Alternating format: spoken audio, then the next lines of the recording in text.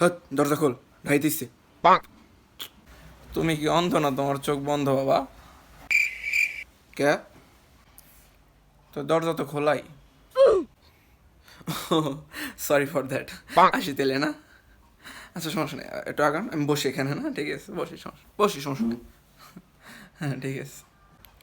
মানে আদব কায়দার অভাব আছে, পারিবারিক শিক্ষা কম। এই যে ঢুকছো যে জিজ্ঞাসছো যে আসবো কিনা, না আক্কাল ফরফর করে ঢুকে যে বইও পড়ছো আবার। আরে সমস্যা নাই কোনো, ভাই ব্রাদারই তো। ঠিক আছে তাহলে এখন যা আছে সব কিছু বের করেন, আমি ডাকাত। তুমি ডাকাত? হ, আমি ডাকাত।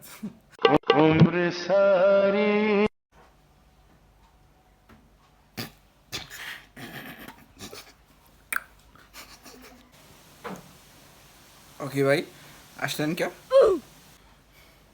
আর বাদ দাও, তুমি তো ডাকাত নাকি? হ,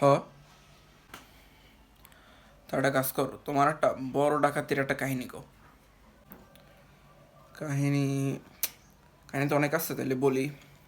একবার হচ্ছে আমি এক বাসায় ডাকাতি করতে গেছি, অনেক বড় লোকের বাসা, অনেক অনেক, চিন্তা ভাবনার বাইরে এত বড় লোক। তা আমি যাওয়ার পর ঢুকছি রুমে, এখন দেখি একজনের হাতে একটা ব্যাগ, ওই ব্যাগটা ডাকাতি করে নিয়ে আসছি। ও বুঝলেন, এইটাই আমার একটা বড় ডাকাতি। তো ব্যাগে আসিল কি? ব্যাগে আসিল আপনার আধা কেজি আটা, 2টা ডিম, 2টা আলু, এই। ওকে, এত বড় লোকের বাসায় এইটা বাজার করছে কে? 2টা ডিম, 2টা আলু, আধা কেজি আটা, এ বাজার করছে কে?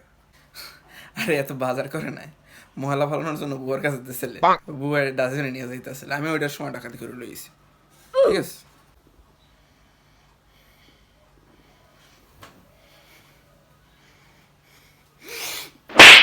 Gapada sa sa sa gapada pada pada